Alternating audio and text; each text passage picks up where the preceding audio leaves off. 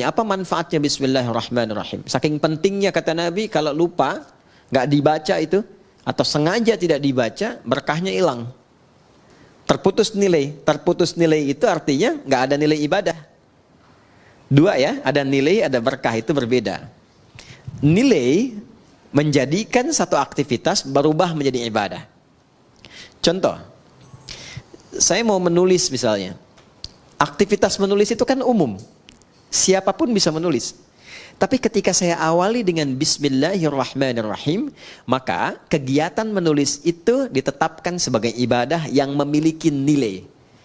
Perbuatan yang punya nilai di sisi Allah disebut dengan hasanah namanya. Perbuatannya berubah menjadi salih, nilainya disebut dengan hasanah.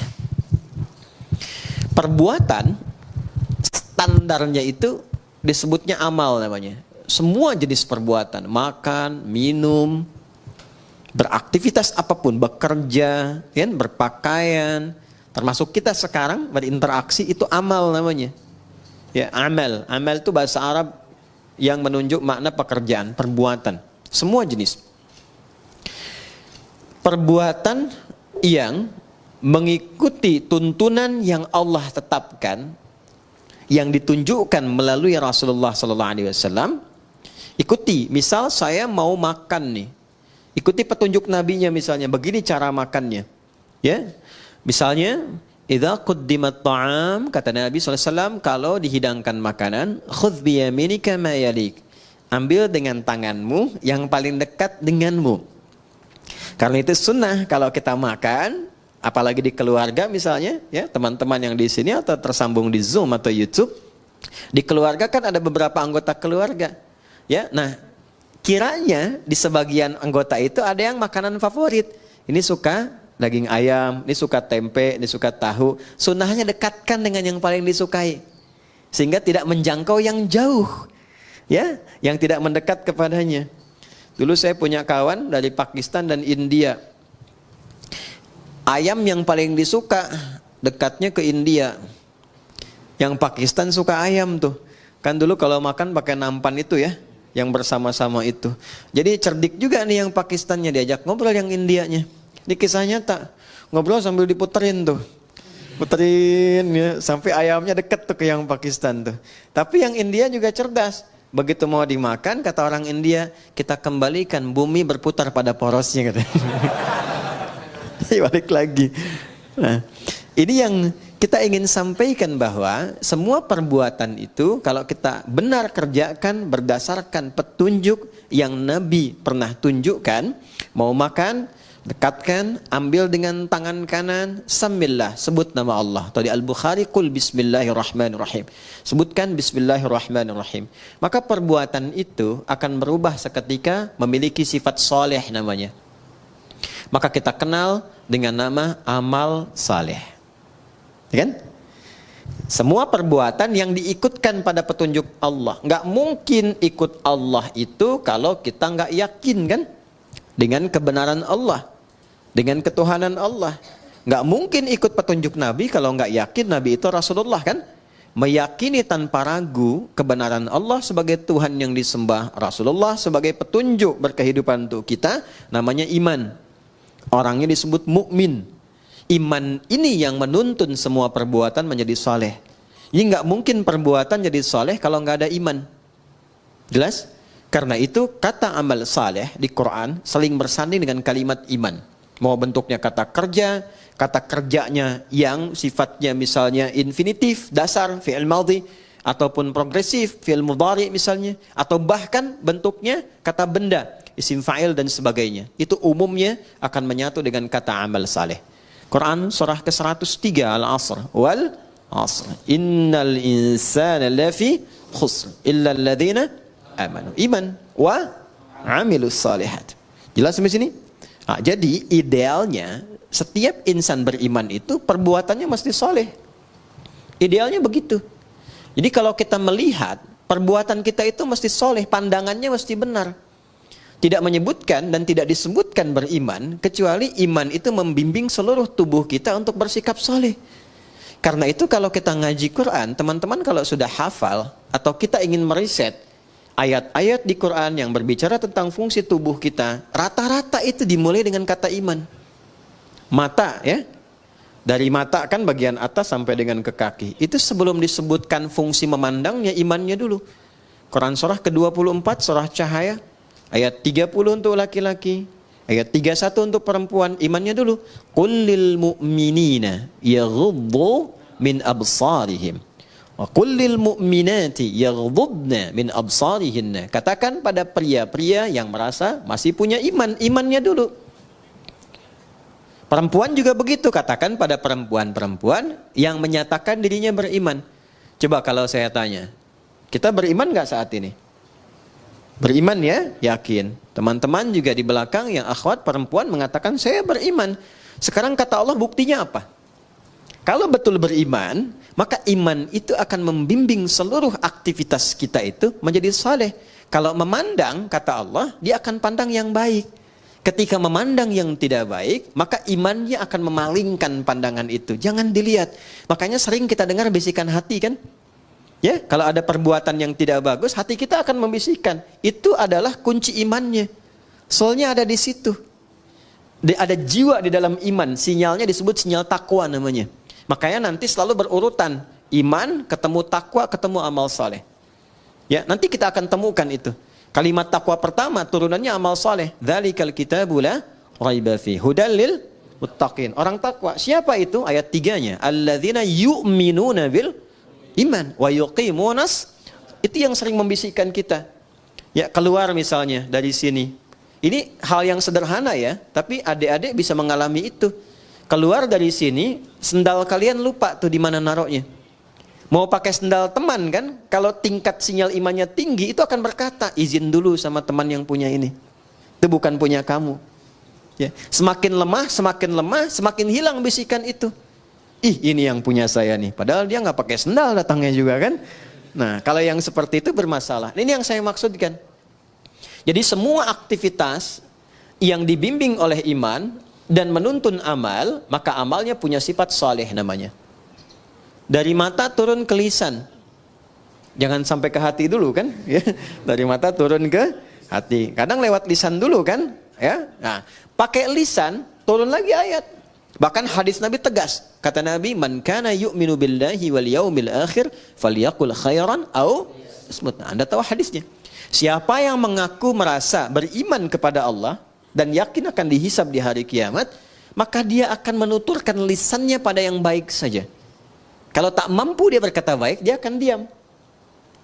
Coba sekarang betapa banyak orang mengaku beriman, tapi tak mampu imannya menjaga lisannya. Pasti ada problem di situ. Pasti ada problem.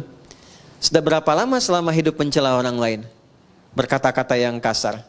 Senang berselisih dengan kata-kata yang kotor. Padahal Allah sudah pesan, jangan berselisih.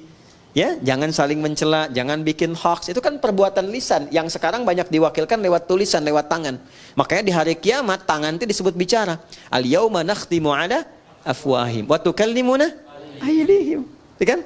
Wa tashhadu arjuluhum bima kanu. Baik.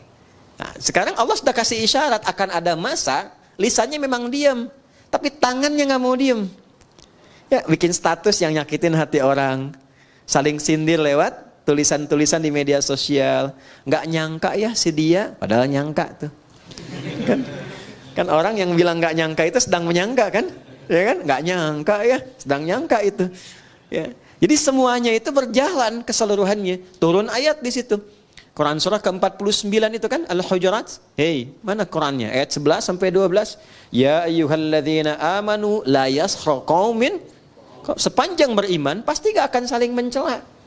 Sekarang betapa banyak bahkan di tempat-tempat majlis ta'lim, majlis ilmu, ikut pengajian, kok bisa saling mencela? Itu sifat iman bukan di dalamnya. Kan? Saling merendahkan. Ya, dan seterusnya. Nah, ini baru yang basic gitu. Baru yang basic. Jadi kalau betul-betul sinyal iman kita kuat, dia akan memberikan pancaran ke dalam diri kita. Makanya nanti akan nampak, di wajahnya akan nampak cahaya. Cahaya yang dimaksudkan tuh aura-aura kebaikan. Ya, Muhammadur Rasulullah. Walladzina ma'ahu asyidda'u 'alal kuffar ruhama'u bainahum tarahum ruk'an sujada yamtaghuna fadlan minallahi wa ridwana simahum fi wujuhihim. Tuh. Jadi selalu ada pancaran aura kebaikan. Jadi ada orang yang insan beriman tuh semakin tinggi imannya. Kadang kita lihat wajahnya aja udah tenang.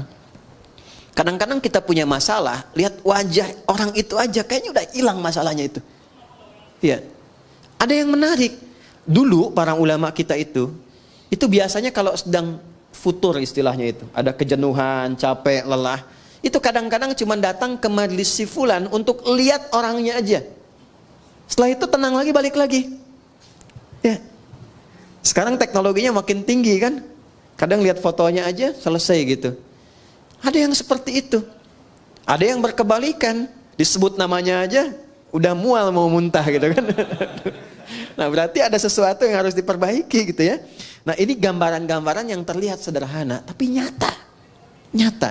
Dan itu produk amal soleh. Jadi dari iman muncul amal soleh. Nanti setiap amal soleh ini punya nilai. Ini yang saya maksudkan di awal tadi. Di sisi Allah. Allah yang memberikan nilai, bukan kita. Kalau kita memberi nilai, pandangan, sifatnya masih relatif. Mas Adrian bisa bilang misalnya, ini Bintaro tempat yang paling bagus. Tapi bagi orang Bekasi, enggak gitu kan. Galaksi lebih tenang misalnya kan. kan? Bisa berbeda. Ya, jadi penilaian itu bisa tidak sama. Ada yang senang putih, ada yang senang biru. Ya, ada yang senang pink, ada yang senang merah, macam-macam. Manusia itu enggak ada yang standar. Karena itu Luqman Al-Hakim mengajarkan pada anaknya, kalau sudah kita konsisten dengan satu hal yang baik, jangan terlalu banyak mendengarkan pembicaraan orang. Ya, kalau sudah mantap, yakin jangan istikharah lagi. Istikharah itu justru memberikan keraguan pada sesuatu yang sudah mantap. Itu rumus fikih loh, sederhana tapi dalam. Ya, jadi kalau kita sudah yakin mantap, kata Luqman Al-Hakim ngajak anaknya tuh dengan keledainya dinaikkan berdua, namanya kendaraan dinaikin lewat satu tempat, kata orang sekitaran itu kejam ya, binatang begitu dinaikin 2 orang katanya. Maka turun sebagai penghormatan, bapak turun, anak supaya naik, lewat lagi kampung sebelah, kata orang kampung sebelah itu anak tuh kurang ngajar pada ayahnya, ayah suruh jalan, anak naik, tuh kan? Maka kemudian yang terjadi ditukar. Bapaknya naik, anak turun. Kampung yang sebelah lagi mengatakan, itu bapak nggak sayang anak katanya. Anak suruh jalan, bapaknya naik. Akhirnya mereka putuskan, nggak usah kita naikilah, tuntun aja. Datang kampung sebelah, kata kampung yang terakhir dikatakan, mereka itu bodoh, punya keledai nggak dinaikin. Bisa kebayang nggak? Jadi kalau kita mau beramal, banyak mendengarkan komentar orang, nggak akan konsisten. Itu kalau sudah positif, komitmen mau menghafal saja. Nggak usah dengar orang mengatakan menghafal itu susah, menghafal itu nggak mudah, banyak tantangan. Sudah, Anda sudah ada di level yang tertinggi mengumpulkan keyakinan. Jangan goyah lagi. Nggak mudah loh. Datang ke pengajian, nyiapkan jadwal, udah siap, pasti akan ada tantangan di situ. Nah, itu yang kemudian disiapkan untuk menguatkan jiwa kita. Kalau kita lulus dengan itu semua, Allah kasih nilai. Kalau sudah Allah yang berikan nilainya, sudah tidak ada perbedaan pendapat lagi di situ. Itu sudah yang paling komplit, paling sempurna. Nilai yang Allah berikan pada satu perbuatan baik disebut hasanah namanya. Ya, hasanah. Hasanah. Siapa yang mampu mengerjakan satu perbuatan yang punya sifat hasanah dalam pandangan Allah, maka dia nanti akan mendapatkan poin kebaikan. Namanya ajrun, lahum ajrun ghairu mamnun. Bukan komisaris ajrun ya. Itu polisi India. Ini dia dapat nilai di sisi Allah namanya ajrun, poinnya. Poin dari hasanah disebut ajrun. Jamaknya ujur. Nah, pelan-pelan. Berapa poinnya? Ini yang kita sebut pahala itu. Ya, sekian pahala, sekian pahala. Setiap perbuatan hasanah dia punya nilai 10 nilai pahalanya. Itu ada di Quran surah ke-6 ayat 160.